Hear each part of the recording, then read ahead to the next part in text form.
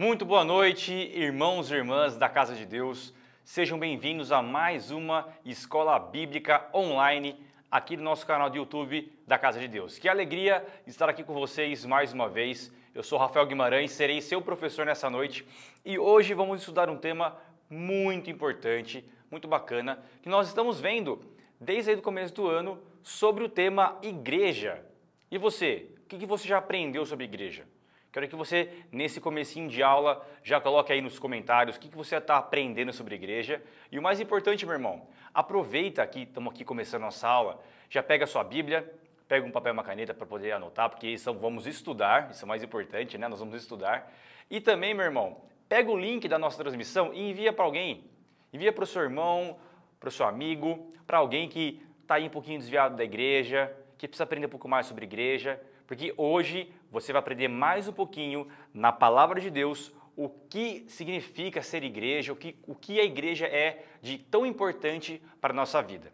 Quero te lembrar então, nós estamos aí estudando esse tema e já vimos as aulas que a igreja é um edifício de Cristo, a igreja é uma força necessária para a nossa vida, para o mundo que vivemos hoje.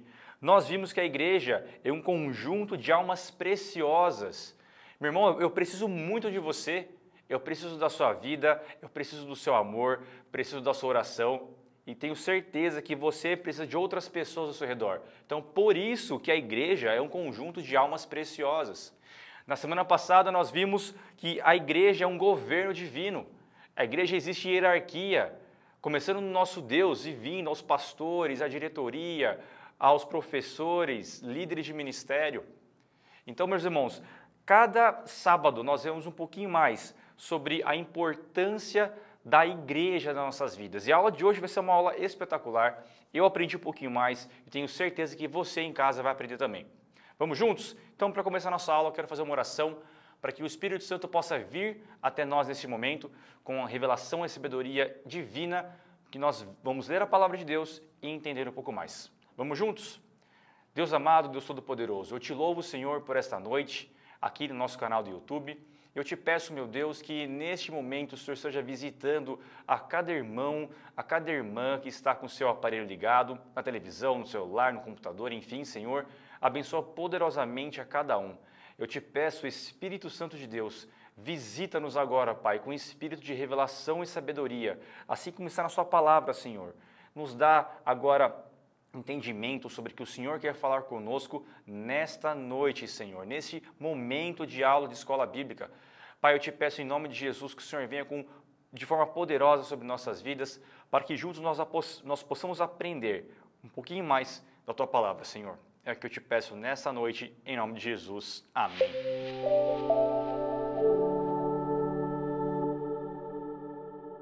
Amém, meu irmão, amém, minha irmã.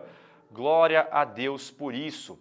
Queridos, é o seguinte, eu quero pedir para vocês agora abrir a sua Bíblia lá no livro de Mateus, deixa aberta a sua Bíblia para o em Mateus, nós vamos falar sobre o tema de hoje, que é Igreja, Comunhão dos Santos.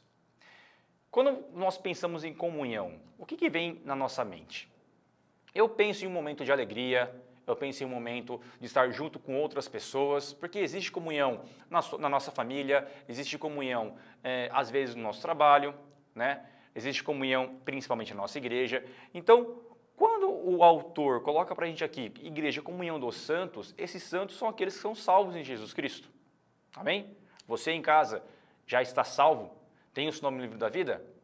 Coloque aí nos comentários e fala assim, eu já estou garantido minha vaga para o céu. Então, meu querido, a igreja é um lugar que nós precisamos ter comunhão uns com os outros.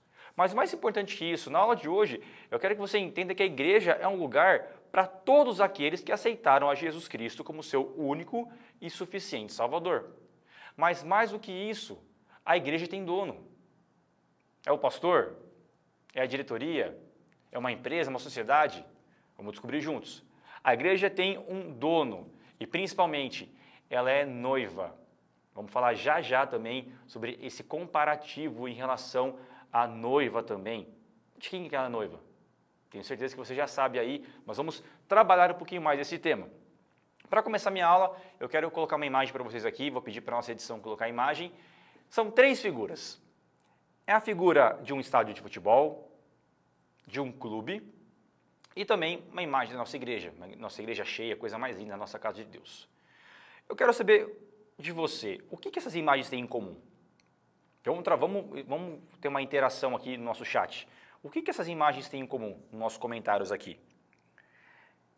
Essa imagem tem em comum que ela mostra 3 lugares, né, onde pessoas têm um objetivo em comum. Pode voltar aqui para mim. Ela mostra que as pessoas que estão ali, todas têm o mesmo objetivo, né? Quem está no estádio está para ver um jogo de futebol, quem está no clube está lá para se divertir e quem está na igreja está porque está buscando a Deus. Esses 3 lugares são 3 lugares onde pessoas com interesses em comum vão. Mas o que essas imagens têm de diferente? A única diferença, meus irmãos, é que a imagem que vai se distinguir, que é diferente de todas elas, é a imagem da igreja. Porque a igreja tem uma pessoa que é o dono dela, que ela tem um noivo. Pode voltar aqui para mim. Então, meus queridos, colocando por base essa comparação que a igreja é um lugar que existem pessoas em comum, como falei para vocês, que a igreja é um lugar onde as pessoas que aceitaram Jesus estão ali, né, para que as pessoas possam participar. As pessoas que vão para um estádio, para um clube, também têm seus objetivos. Mas o que eu quero colocar para vocês aqui nesta noite é que, diferente desses lugares, a igreja, como nós já estamos aprendendo, ela tem uma ordem. A igreja ela precisa de uma ordem, ela precisa de ter uma linha de pensamento, uma linha de raciocínio, para que as coisas aconteçam conforme a palavra de Deus nos instrui. E falando em palavra de Deus, você abriu sua Bíblia em Mateus, eu quero que nós vamos lá para o livro de Mateus, capítulo 16, no versículo 18. Vou esperar você abrir sua Bíblia. Livro de Mateus, capítulo 16, versículo 18. Esse texto fala da fundação da igreja, basicamente como a igreja foi baseada. Versículo 18 de Mateus diz o seguinte: também eu te digo, é Jesus Cristo falando nesse momento, que tu és Pedro, e sobre esta pedra edificarei a minha igreja, e as portas do inferno não prevalecerão contra ela. Olha que versículo forte, meus irmãos, vou ler mais uma vez. Porque também eu te digo que tu és Pedro, e sobre esta pedra edificarei a minha igreja, e as portas do inferno não prevalecerão contra ela. Meu querido e minha querida, olha que poderoso isso. Existem muitas riquezas nessa passagem. Algumas pessoas analisam sobre a confissão de Pedro, né, que no versículo anterior, Jesus pergunta para os seus discípulos, né, quem as pessoas dizem que eu sou? Aí na resposta fala, uns dizem que o Senhor é Moisés, Elias ou alguns dos profetas, né?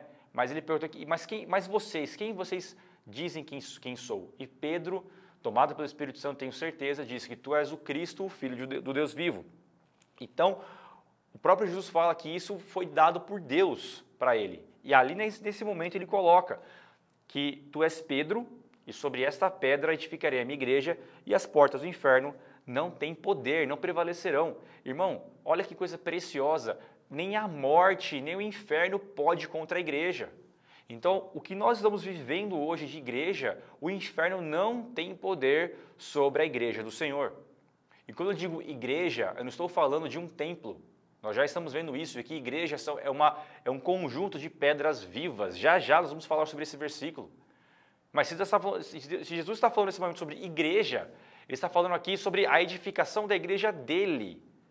Nessa passagem, Jesus é a pedra fundamental. A palavra de Deus nos mostra isso.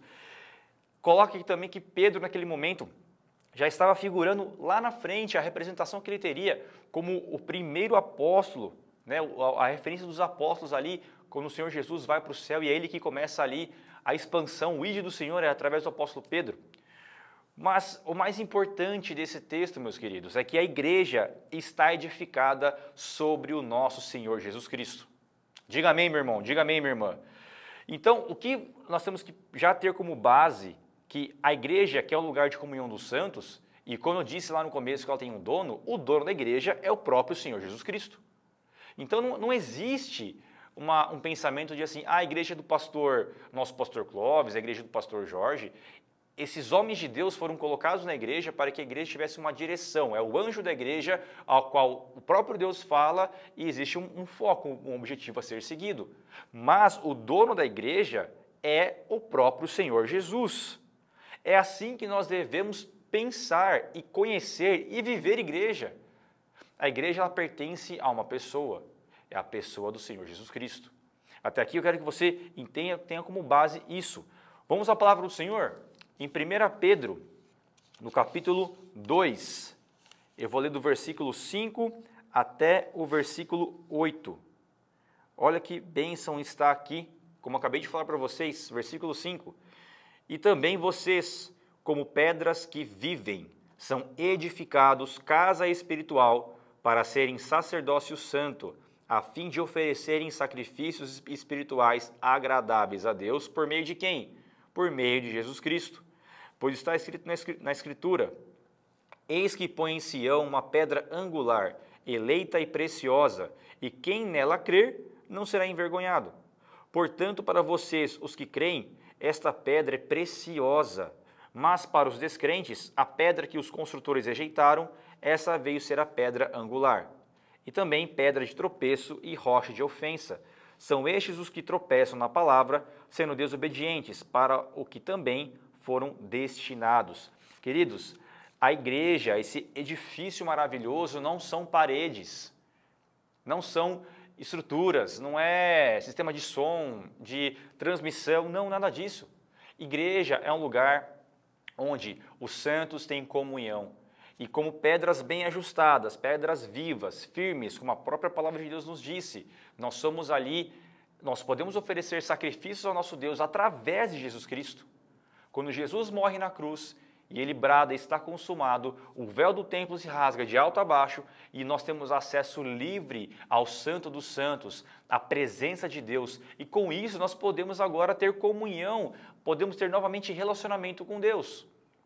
Então, meus irmãos, é o próprio Cristo que sustenta a igreja. Ele é o dono da igreja. Livro de Atos, no capítulo 20, versículo 28. Assim diz a palavra do Senhor: cuidem de vocês mesmos e de todo o rebanho no qual o Espírito Santo os colocou como bispos para pastorear a igreja de Deus, a qual ele comprou com o seu próprio sangue.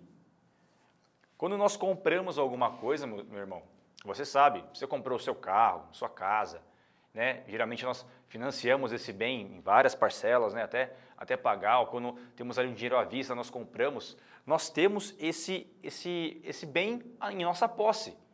Nós somos o dono daquilo. Então, a Bíblia me afirma que o dono da igreja é Jesus, porque ele a comprou com preço de sangue.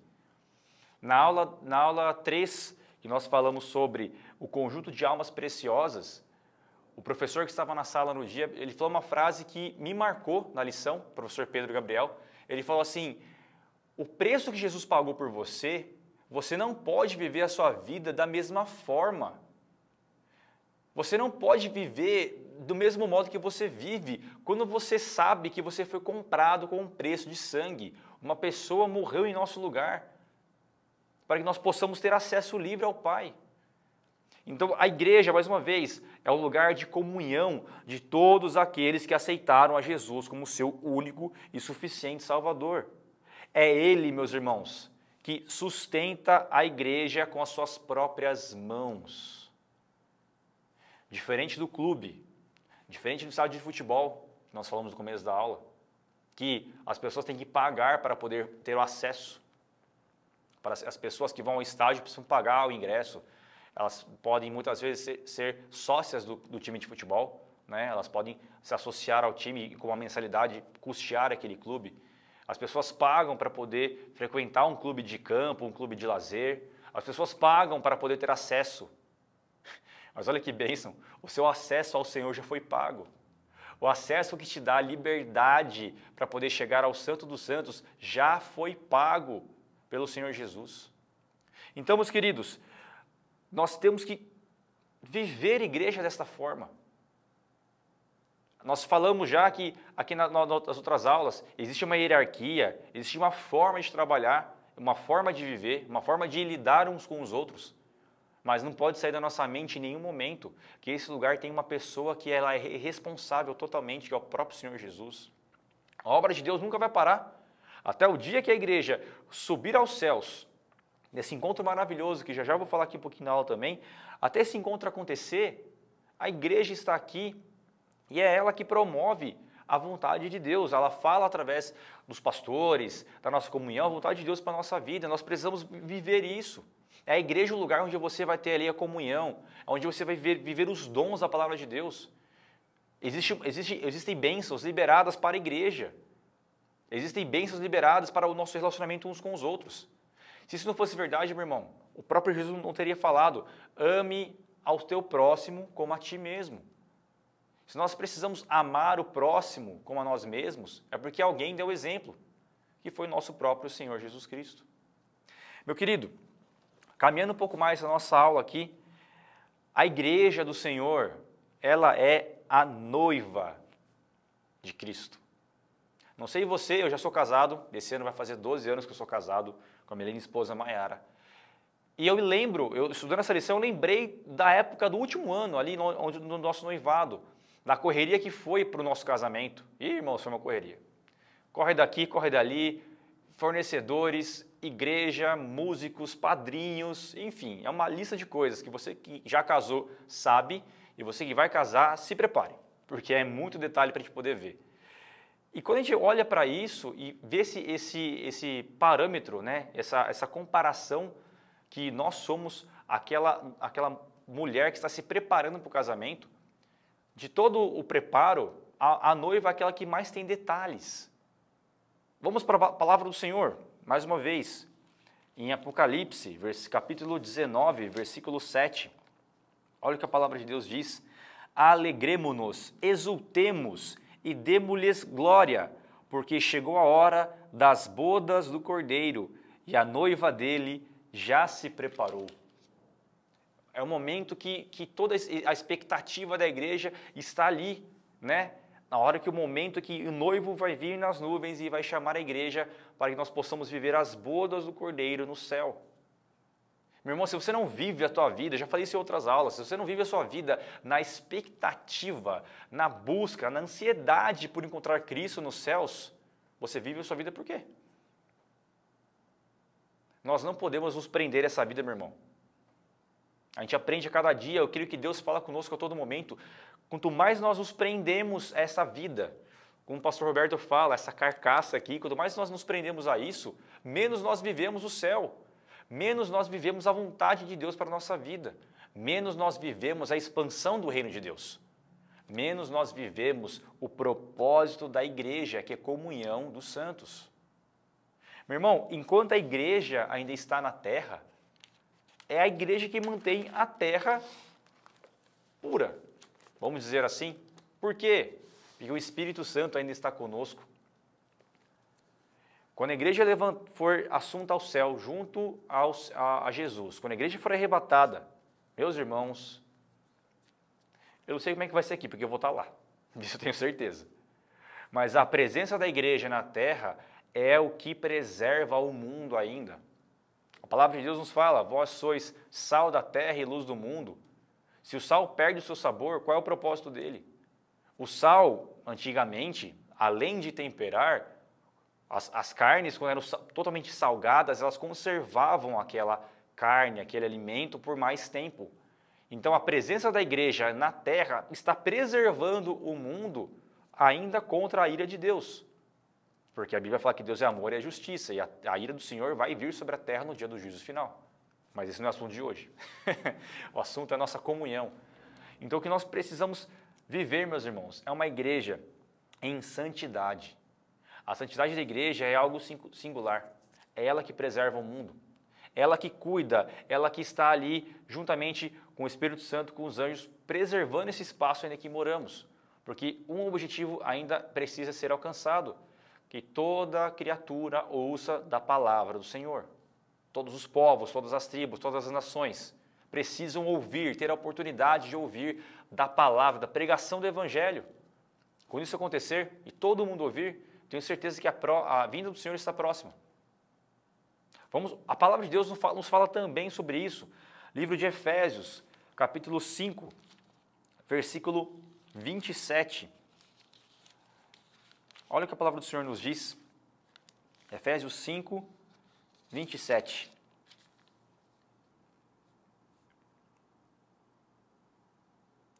Para apresentar a si mesmo como igreja gloriosa, sem mancha, nem ruga, nem coisa semelhante, porém santa e sem defeito.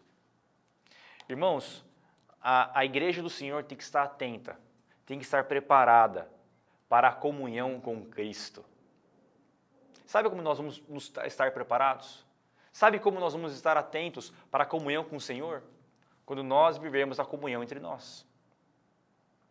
É uma comparação muito longe, eu sei, eu imagino disso, mas como é que a própria palavra de Deus nos fala sobre isso? Se nós falamos que amamos a Deus, mas não amamos o nosso irmão, nós somos mentirosos.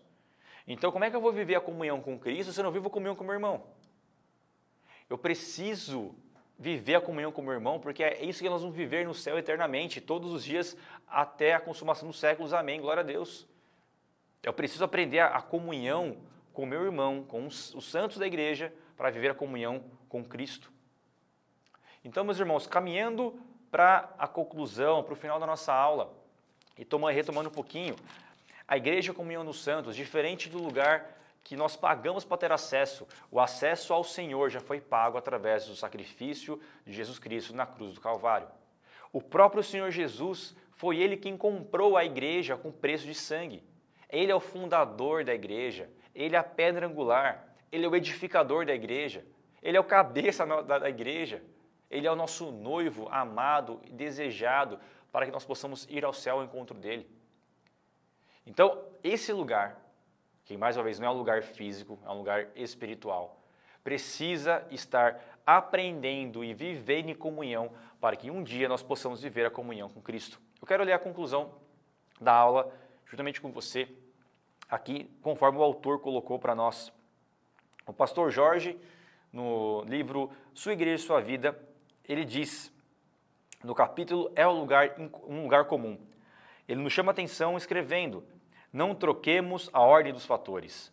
A igreja é a nossa fonte de bem-estar. É o que existe de mais precioso entre os céus e a terra. É onde moramos e existimos para Deus. Tenhamos consciência disso. E que essa consciência possa vir a você nesse dia, neste momento, para que você possa viver cada vez mais a comunhão entre os irmãos. Viver cada vez mais de forma como a própria palavra nos diz, sem ruga, sem mancha, em santidade, para que o Senhor venha nos buscar. E esse dia, meus irmãos, que dia maravilhoso. Que você possa, nessa noite, neste momento, entender um pouquinho mais e aprender um pouco mais sobre o que é a igreja. E que essa aula, Igreja, Comunhão dos Santos, possa vir no seu coração e você possa, a cada dia, ir entendendo mais um pouquinho sobre o que é a comunhão com os nossos irmãos, em nome de Jesus. Vamos orar? Pai, em nome de Jesus, eu te agradeço por este momento, mais uma vez, Senhor, por esta aula maravilhosa e preciosa que o Senhor colocou em nosso coração. Pai, se algo não ficou de forma clara, que agora o Espírito Santo possa trabalhar em nossos corações, para que nós possamos entender qual é a boa, perfeita e agradável vontade do Senhor e o que o Senhor quer falar conosco através dessa aula sobre a comunhão uns com os outros. Pai, obrigado pelo teu sacrifício na cruz por nós. Obrigado porque o Senhor um dia morreu e gloriosamente ressuscitou para poder, junto com a tua igreja, Pai, celebrarmos as bodas do Cordeiro no céu de glória. Pai, muito obrigado pela vida de cada um que está do outro lado nessa aula. Abençoa a sua vida, a sua família, Senhor, e que nós possamos, meu Deus, cada vez mais ter vontade, desejo de estar presente na tua casa, na tua igreja, para viver em comunhão. Senhor, tira do nosso coração toda a mágoa. Perdoa, meu Deus, se nós temos errado em relação ao nosso irmão, e se o irmão errou em relação a mim também, a nós, que o Senhor derrame perdão sobre nós. Que não haja, meu Deus, nenhuma culpa, nenhum ressentimento, nada, Jesus, que venha a nos constranger, mas que nós possamos cada vez mais, Senhor, tirar as amarras, tirar as correntes e viver em comunhão, para que um dia nós possamos viver em comunhão contigo no céu de glória, Pai. Esta é minha oração e eu abençoo cada um que está ouvindo essa aula neste momento. Em nome de Jesus. Amém. Que Deus te abençoe, meu irmão, minha irmã, que você tenha uma semana abençoada em nome de Jesus.